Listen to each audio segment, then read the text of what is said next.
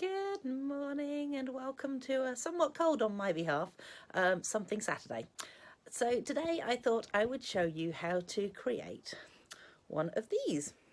They are remarkably simple little boxes, but they are so cute and so easy to make. And I just think, you know, they're really useful for little gifts, and you can whip them up in seconds, literally.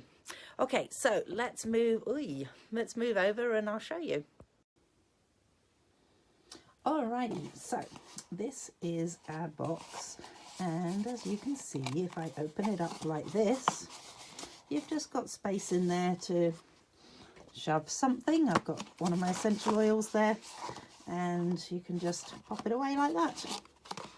Love my essential oils. I am actually a Young Living consultant as well, but although I say I'm a consultant, all I actually do is buy for myself. However, if anyone actually wants any oils, then just let me know. But yes, moving on to the actual project we're going to do.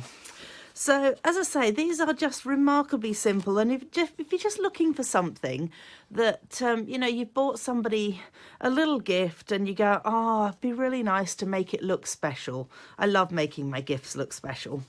Then literally all you do is just grab yourself a bit of paper. This one I actually stamped with the cute fishes that are in the new the annual catalogue. I shouldn't say new because it's already been out a month. My goodness. Wow.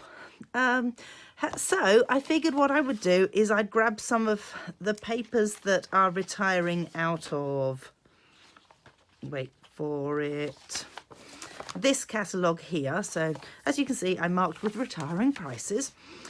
So the designer series papers have all been reduced. Some of them by 50%, so there's a couple of $10 papers there. Some of them by, I don't know what percentage. They work out at $14, and then two of the other ones that are were special. They are speciality designer series papers. Bit of a mouthful, but yeah, normally they're $26. They're reduced down to $18.20. So the other ones are all normally $20. They've been reduced to $14 and $10. So bit of a bargain to be had until the end of the month here. So what I've done is I've cut up a couple of sheets. So I've just cut one as 6 by 6, and this one I've cut as 8 by 4. I think I did. Just to show you what you can do. So this one was just an A5 sheet, so it's just half a piece of A4, and literally all you do is, what did I do with that? I'm going to use some of my tear and tape here.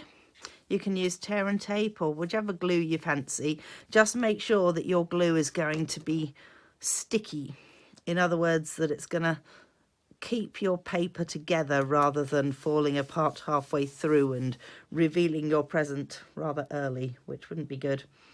So then just going to peel. Of course that's not going to work. Peel that part off there, and you're just going to roll it round. So you know what, you would be better off rolling your paper a little bit beforehand. But, you know, famous last thoughts, as they say. And you go ahead and you pinch that end together, and you get this end together. And pop it all the way down. So you've just got a tube. And then you're going to stick that end together like that, and this end together just on an opposite side. So for this end, I'm actually just going to go ahead and use my Tombow adhesive, or multi-purpose liquid glue, as Stampin' Up would call it. And you just need to pop a little bit on the side there and hold it in place for a moment or two while it is doing its stuff. And apparently it's going to squeeze out. Of course it's going to squeeze out. Hang on a minute, let me just make myself nice and sticky here. Oh, just rub that off. Sorry. There we go. It is rubbed off my hands, and my hands are no longer quite so sticky.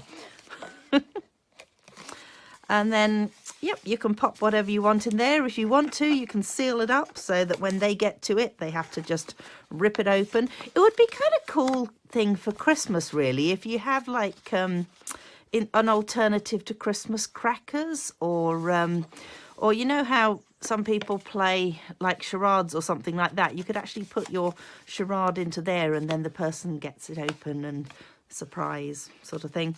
But the way that I did it was I actually just put a couple of holes into here, and I used, wait for it, uh-oh, didn't think of bringing that over. I used this punch here, which is called the Label Me Fancy punch.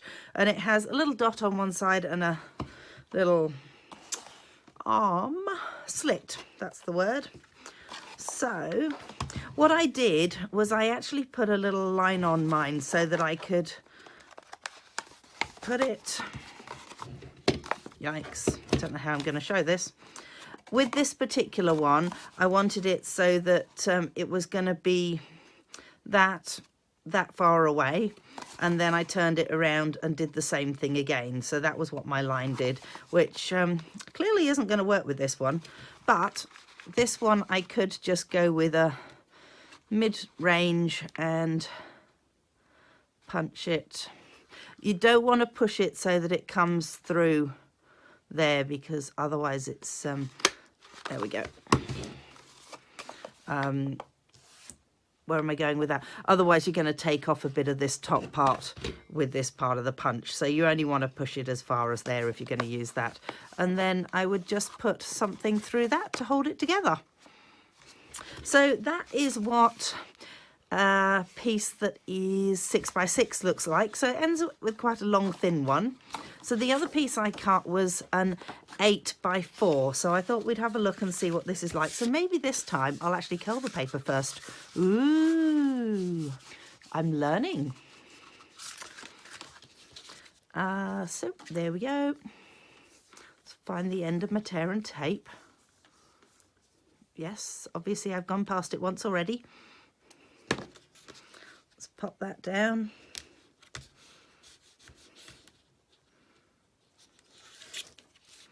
Oh, why is it doing that? That's a bit rude of it, isn't it?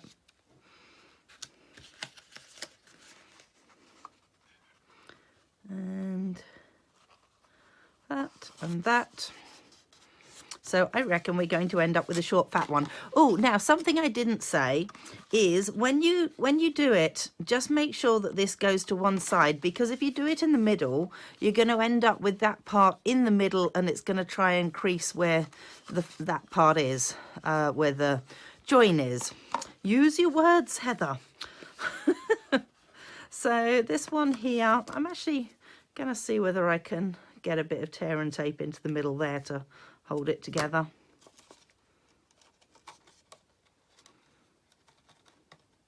You know, potentially, if I was clever, I would have thought of putting the tear and tape on before I got to this stage.